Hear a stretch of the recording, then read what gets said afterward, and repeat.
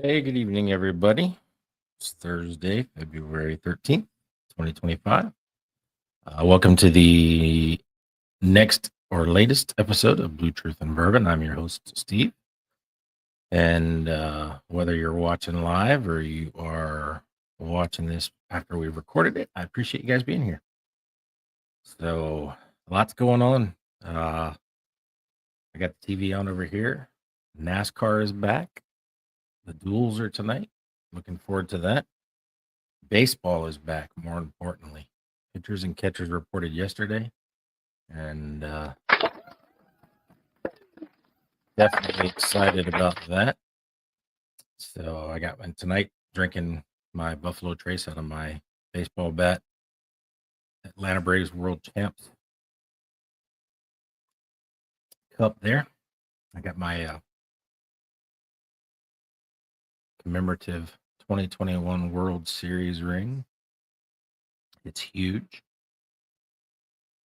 So excited about baseball, excited about NASCAR, excited to be on here with you guys tonight. So a couple things before we get started, or at least one thing before we get started. I want to mention that a buddy of mine runs an organization called Hometown Heroes Alliance. Does a lot of work for injured first responders and, uh, does multiple things within that realm. So um, he's got a golf tournament coming up. Let me see if I can get this to add. It's going to be hard for you guys to read, but I'm going to let you know about it here. So don't worry about that. But Saturday, April 5th, at the Country Club of Mount Dora, Hometown Heroes Alliance is having their annual golf tournament, and it's $125 a player. I got my cheat sheet over here. It's going to be an 8 a.m. check-in with a 9 a.m. shotgun start. Like I said, $125 a player. There are sponsorships available, all sponsorships and sponsorships in general. So if you are a golfer or if you are interested in sponsoring part of the tournament, part of the hole, some of the raffle items, you can call Colleen at 407-489-8157 and let her know about that. I hopefully will be playing in that this year as well and may sponsor a hole myself for Blue Truth and Bourbon if I can get a sign made up. So I will be out there. You guys can come say hey. I would enjoy that. So, but that is coming up Saturday, April 5th. So get on top of that. Make sure if you want to play, you can find this post on the Blue Truth and Bourbon page as well as my own Facebook page. So I told Jeff that I would share that tonight, get you guys interested and get you out there playing some golf. So there's that. So yeah, excited to be back again tonight. Going to show you guys a video tonight, and we're going to talk about that video here in just a little bit. But just going to talk tonight about law enforcement in general, and as you can see down there at the bottom, where it says 24/7, 365, and how that affects health in general, mental health specifically. This is kind of a prelude, a prequel, whatever you will, or a preview for next week's show. Next week's show is we're going to be talking to the rock star mental health, Mark DeBona. So that's the show I really want you guys to pay attention to. But this is just kind of a lead into that. And the reason I'm doing it that way is because this video I'm going to show you, I was actually going to show during that show with Mark next week. And I started thinking about it. And honestly, I really don't want to interfere with what Mark's going to talk about. I don't want to interfere with his story. I don't want to interfere with just what we're going to discuss. I don't want to have to. I really just want that show to flow with beginning with his story and just talking about a lot of different things. So this is just kind of a prelude to that, preview of that, and some of the stuff that we may discuss. I'm sure we're going to discuss more in depth next week with Mark for sure. So Look forward to that. So hopefully y'all will remember that and remember to share that because I think it's important that a lot of people hear that message, especially the young guys that are just starting out or 5, 8 years into their career. Um, it's I never thought for a minute that when I started out, I was having so much fun that by the year 25, I would have been diagnosed with PTSD. And so, um, there's a lot that can happen over the course of a 25-year, 20-year career. And so Mark's going to talk a lot about that, a lot about what he went through. I'm sure I may share some of the things that I've gone through, and I'll probably share those tonight because I really want Mark to be the focus next week. I want his story to get out. I want his resources and information to get out. Mark is the co-founder of an organization called Protecting the Guardian, and I think it's important that everybody gets to get the full uh, Mark DeBona. So one thing I will say is that show, and I get it. These podcasts that you watch, sometimes you watch for like 5, 10 minutes and then you lose interest and you're gone. And so I get it. Sometimes you just can't stick around, but that's why we record it. That's why we put it on YouTube and Spotify so that you guys can, watch that later on and watch it at your leisure. I think it's really important that next week's show is really really gonna be good and really impactful. So, um, that's why I don't want to show this video next week and interfere with any of that flow. I really want that to go. And what I was saying with that, and what I mean by, sometimes you have come and go and watch 5 minutes and you're gone and you get bored with me for sure. I can understand that. Um, that show's probably going to go long because I'm not going to stop it. I try to stick around an hour, but next week we'll definitely, I think, go longer than that, hour and a half, 2 hours maybe. Just kind of depends on where we go. So, um, yeah, plan on that. Mental health is a big issue right now. Something that I'm passionate about in law enforcement, and I really want to get that message out there. So, if you're here, say hey. Don't hesitate to comment. Definitely, as we're talking and going through it. Oh, by the way, it's Buffalo Trace in the Atlanta Braves World Champion 2021 Bat Head Cup. Um, don't forget to comment. Don't hesitate to let me know what you're thinking and maybe some of the things that you've gone through. We'll talk about them. People can see the comments as they pop up. That's why I do that so that everybody can see what's going on. So, Andy, what's up? Glad you're here. So, but yeah, let's get into this. I want to show you guys this video, and let me see if I can. I don't have my glasses on, so this thing's a pain in the neck when it comes to doing this.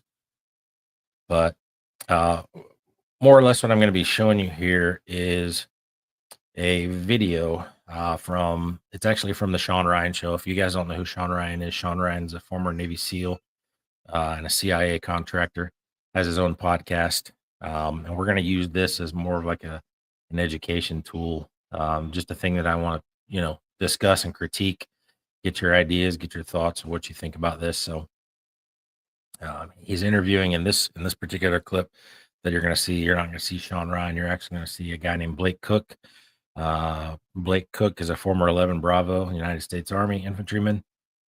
Spent 4 years in the military, got out and was a police officer in North Carolina and SWAT operator. And he is currently a lead instructor for a firearms business up in North Carolina, I believe. And so I'm going to show you this video. This is Blake Cook talking about his just the way he sees things, and we're going to talk. And so let me preface this video by saying you're not going to see the part where he at the beginning of it where he talks about tier one operators.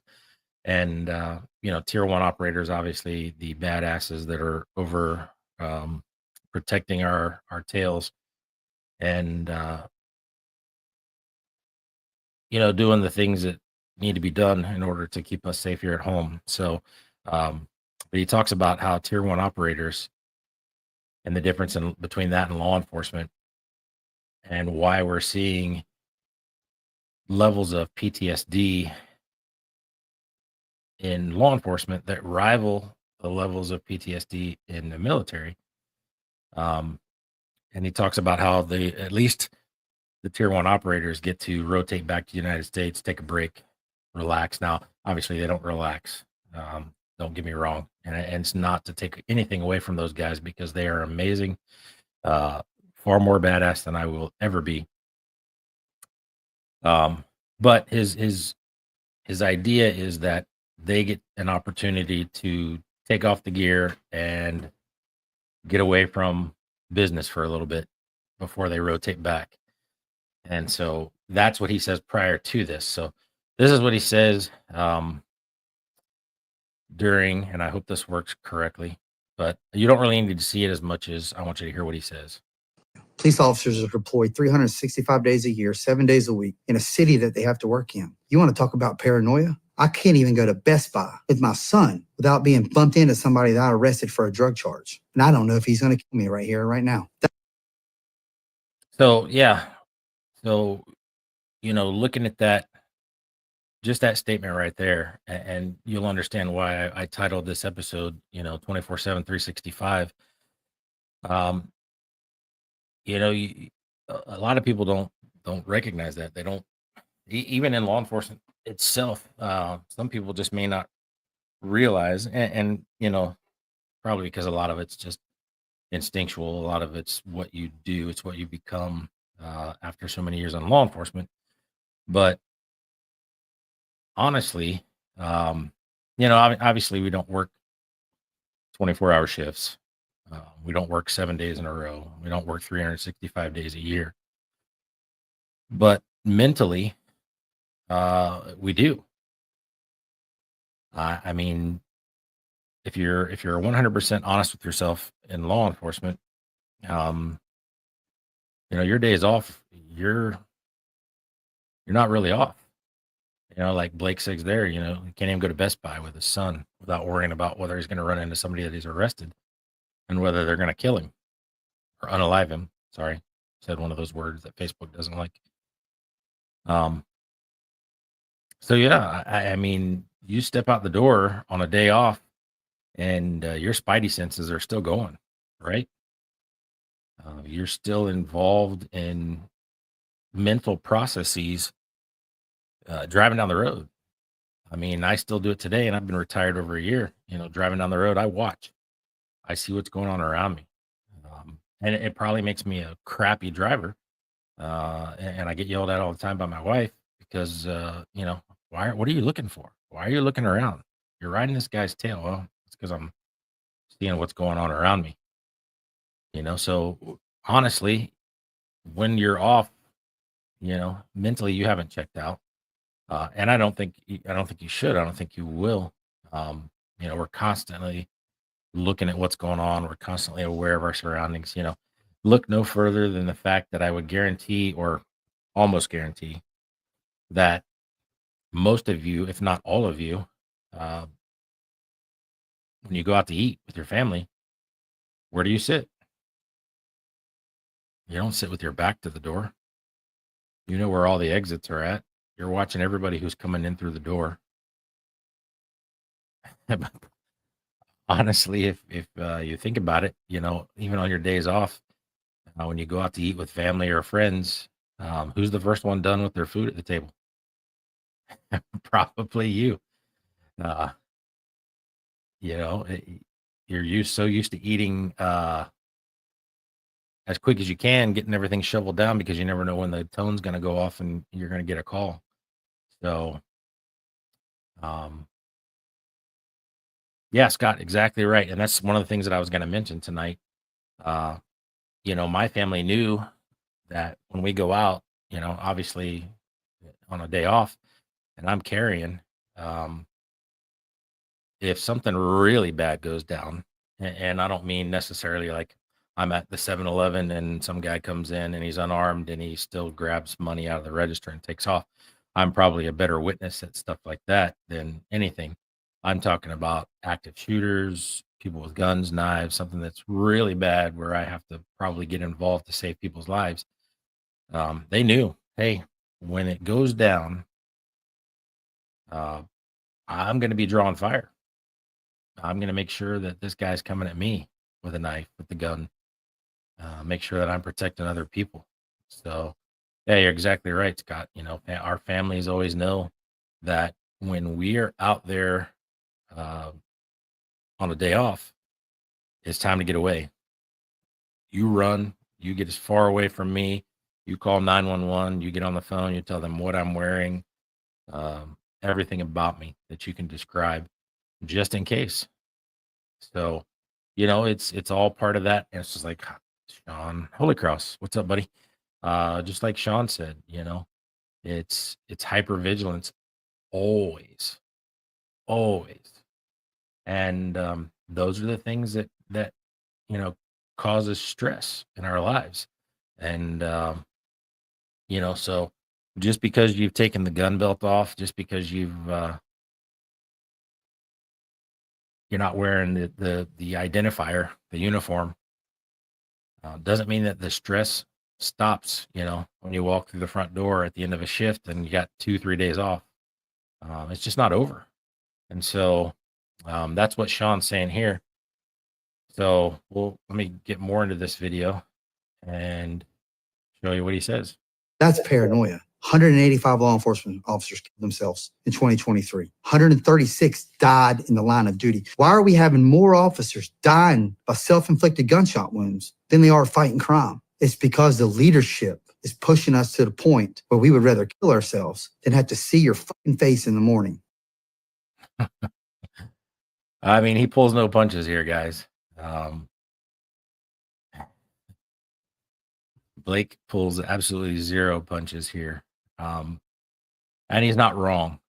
Um, you know, we like Blake said, more people died in 2023 from self-inflicted gunshot wounds than died fighting crime. That says something. It says a lot. And one of the things that I'm going to talk about with Mark next week is his opinion on, because he does a lot of traveling, he does a lot of speaking at agencies, and I want to get his opinion, and I hope you'll tune in to find out what he says about, are agencies doing enough? Now, we all know the answer to that. Are they doing enough to help their officers, help their deputies, help their troopers deal with what's going on in their lives? And I'm not necessarily talking about, personal stuff, although, those are certainly additions to the stressors. And a lot of that is created by the job. So, I mean, yeah, in a way, your personal life affects your work life. Probably more so in law enforcement than a lot of other jobs, because what's going on at home, what's going on in your health, can certainly cause you to have issues at work. So, yeah, Danny, the things that we do certainly create the stress, create the PTSD. The things we see, you know, we talked. I don't remember if it was in one of my updates or if we talked about it last week, or I can't remember. My mind's crap. I'm sure some of you can understand that. Probably have the same thing. But you know, we talked about how the job related stress um, contributes to the deterioration of our health. Um, you know, we talked how, the average person in their lifetime sees 1 to 2 traumatic events, and a law enforcement officer will see about 800 traumatic events. in a career. So not only do we get to have our one or two uh, personal traumas that we see, but we get to see everybody else's. We get to see the 800 others that belong to somebody else. And so when that happens, you know that takes up a large portion of the brain. The things that you see, man, you can't unsee most of that stuff. And over the course of my career, I've seen a lot of bad things. So let's listen to some more of this. Leaders need to be held accountable. They need to be fired. There are some good cops out there, man, still doing the right thing. When the time comes and there's a little hiccup in what they're doing, they're thrown to the wolves and their families have to suffer because it comes out of a pay.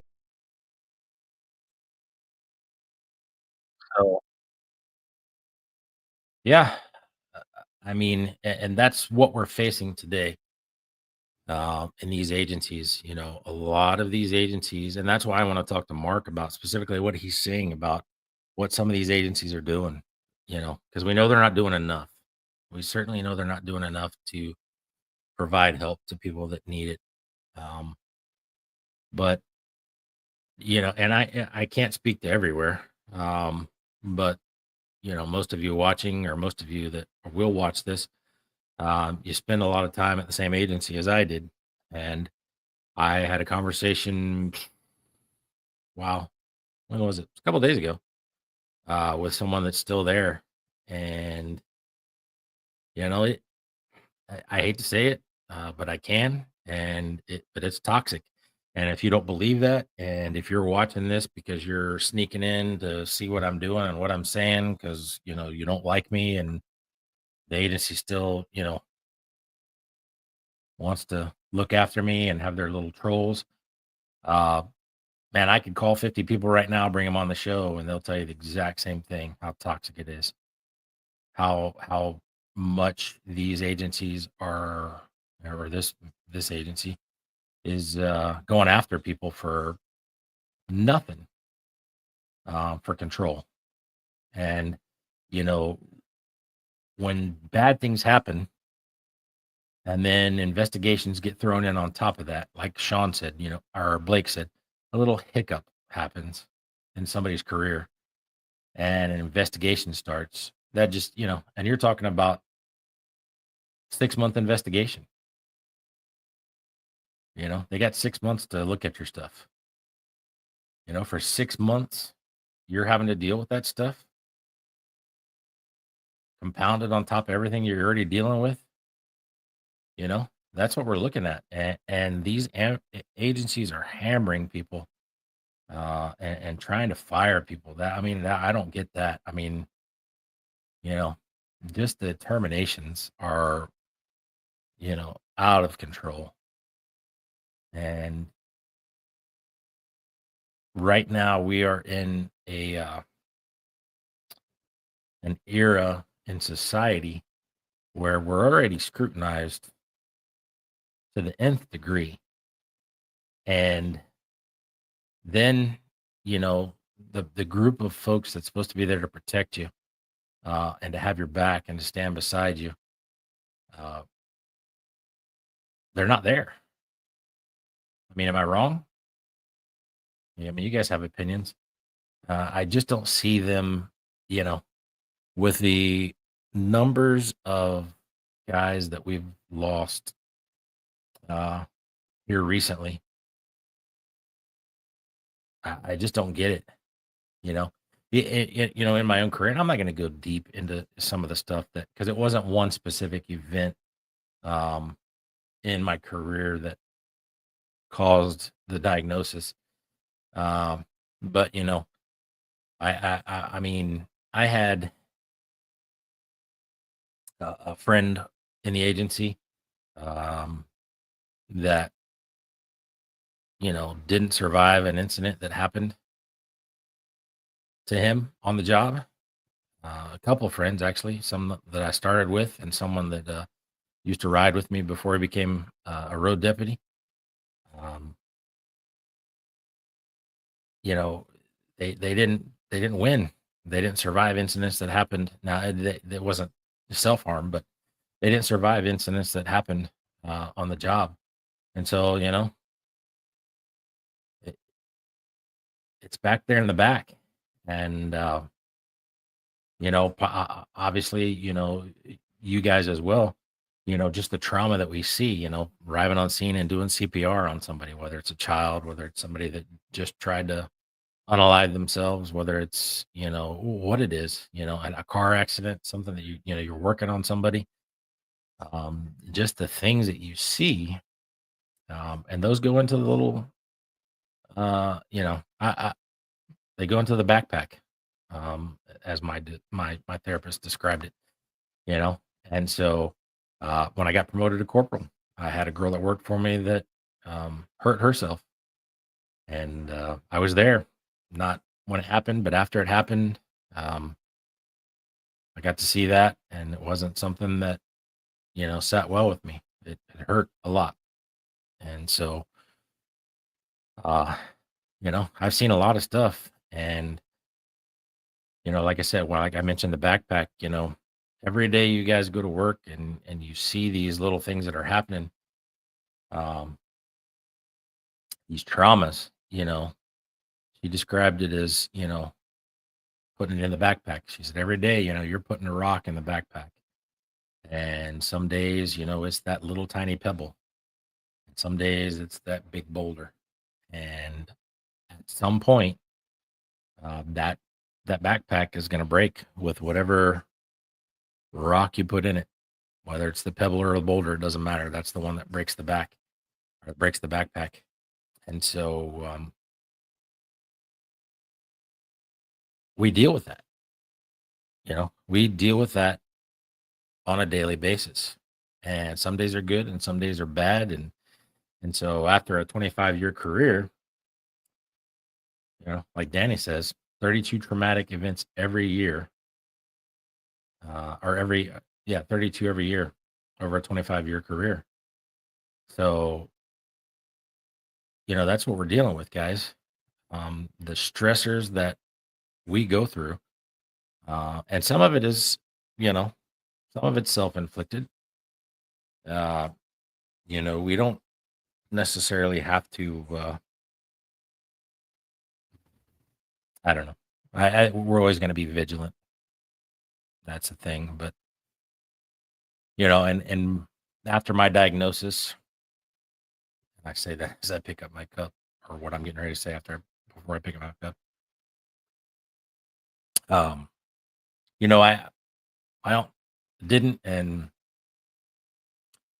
don't have a drinking problem, but I can tell you that when I was going through my stuff, um, for the better part of 8 months, I certainly drank enough to know that when I laid my head down on the bed, I was going to go to sleep. And so, that's where I lived for a while.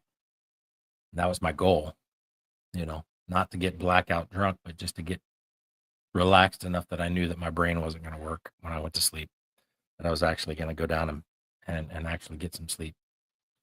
Scott says they say an estimated 30% of first responders develop PTSD compared to 6 to 10%.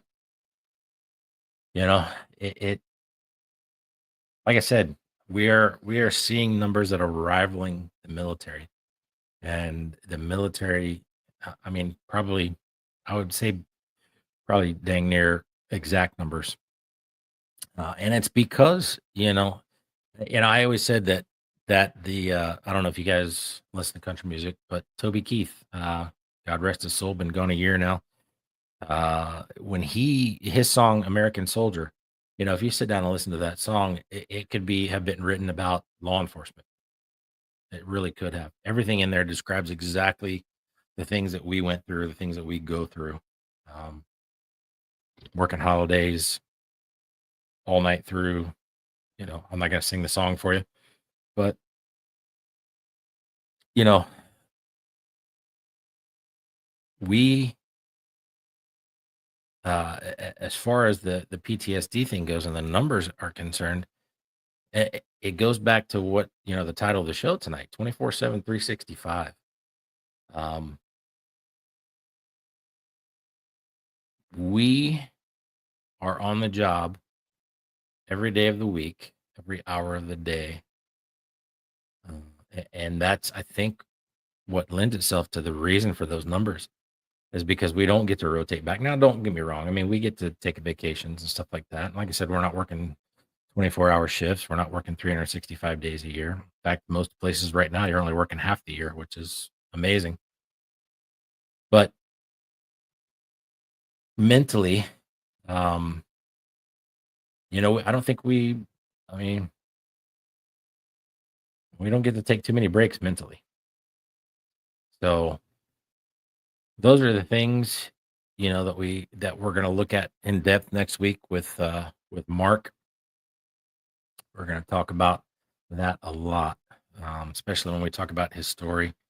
Um, if you haven't heard Mark's story, it is an amazing one, and it is, like I said, last week. It is definitely a redeeming story. From where he was to where he is, and equally so, those who listen to it and are affected by it. I think it's redeeming in its qualities because um, you get to recognize that you're not alone and that you're not going through something that someone hasn't already been through, already um, walked a mile in your shoes, if you will. So,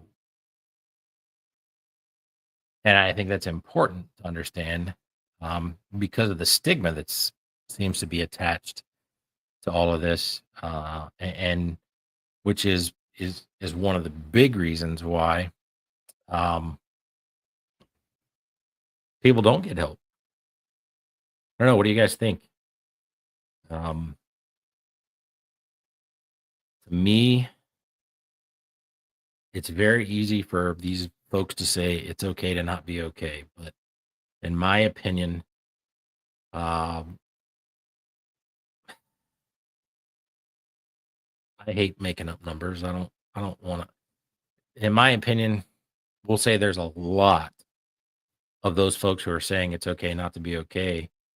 Um, a lot of them don't believe that. A lot of them use that to get rid of you, terminate you, fitness for duty. Um, I'm convinced, and there's going to be people that watch this. There's people that I know that will disagree with me on that. Um, and every story is different.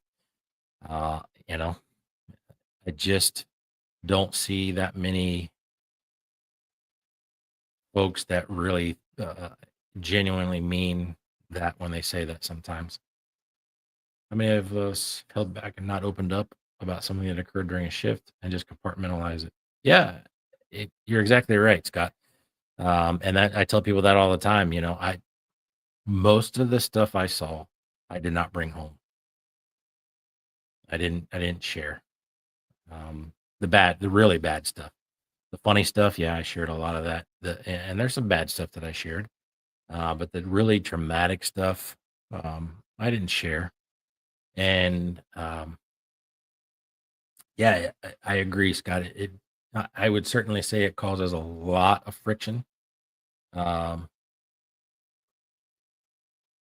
and thank God that my kids and my wife, uh, I had a great support system because when I was going through my stuff, and I'll probably say this again next week with Mark. I've probably said it before. I'm not sure, but um, I didn't have any plans of hurting myself, but at plenty of times I had those conversations with in my head about, you know, and my family would be better off without me.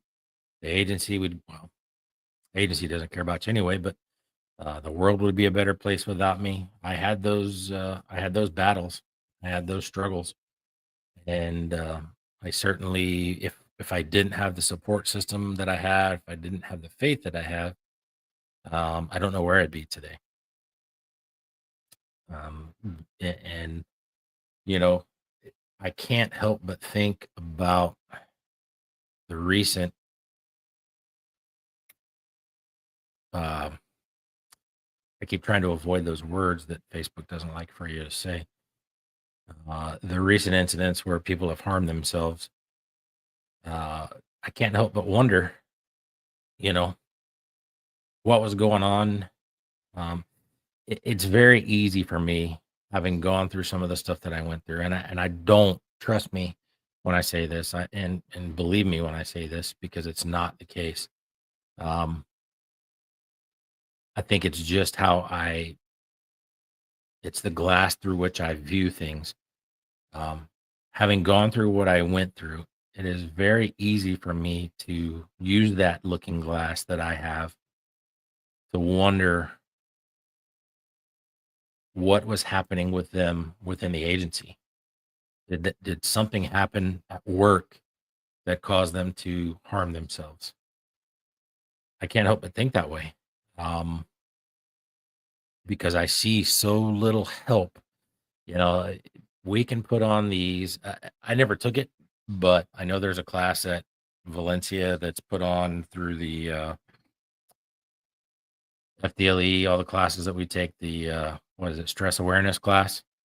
I think I don't know if that's exactly what it's called, but yeah, they have that class. I never took it myself, but you know,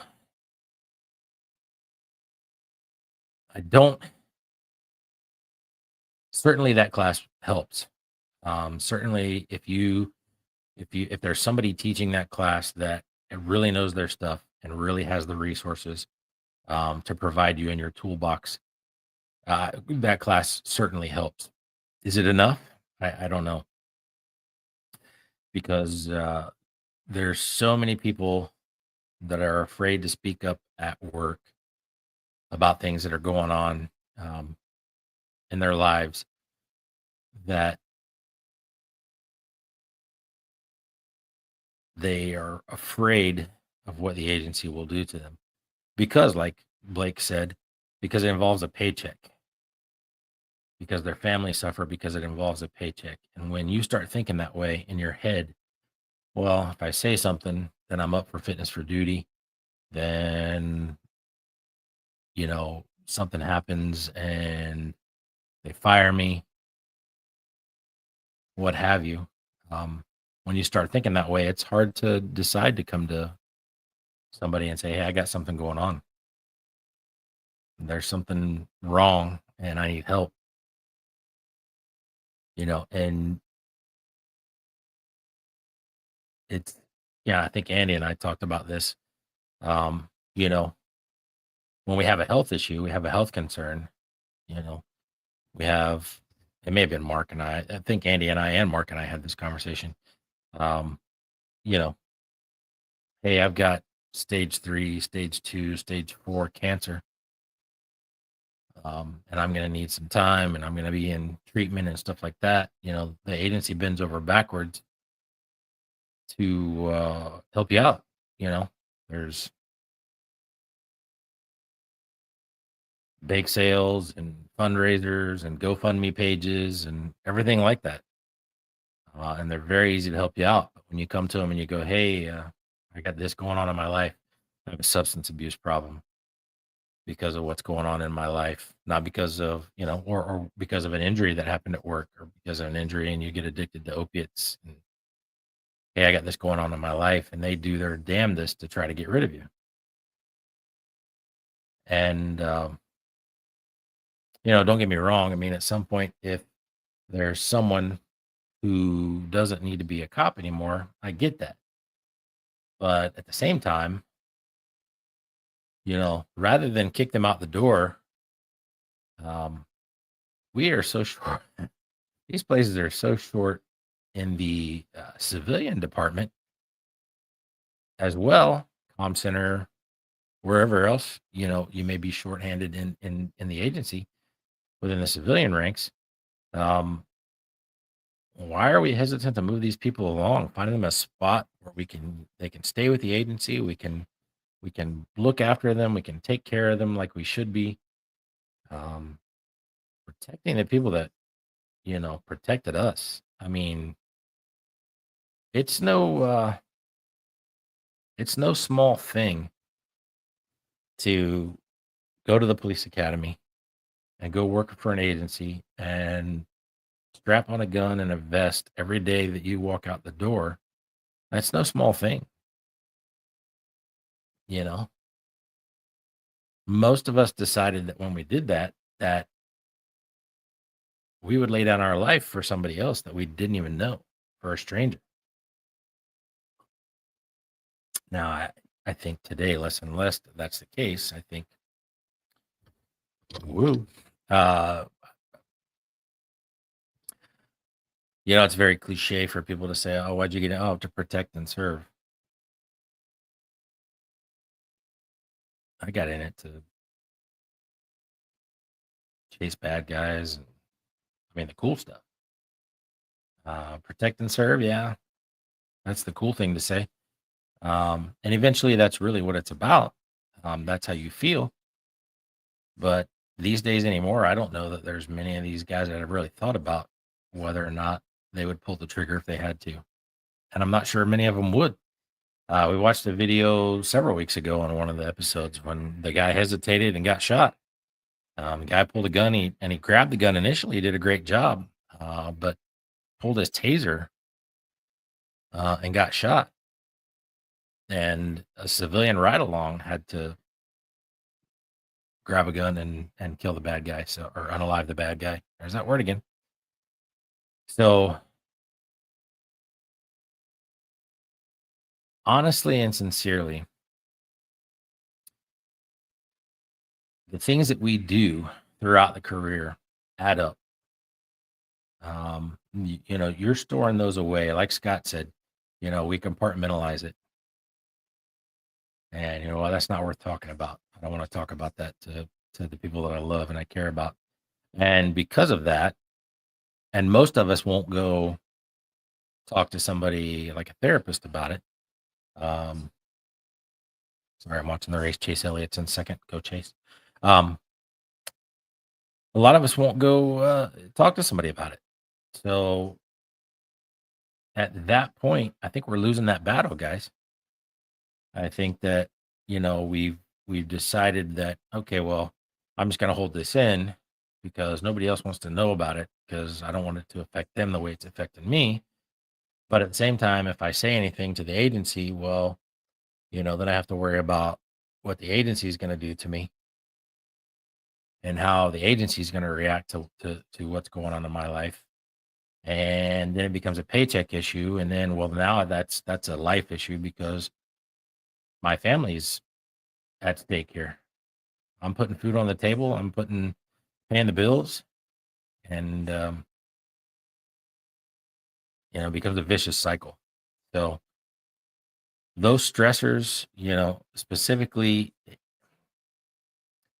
I yeah, exactly right, James.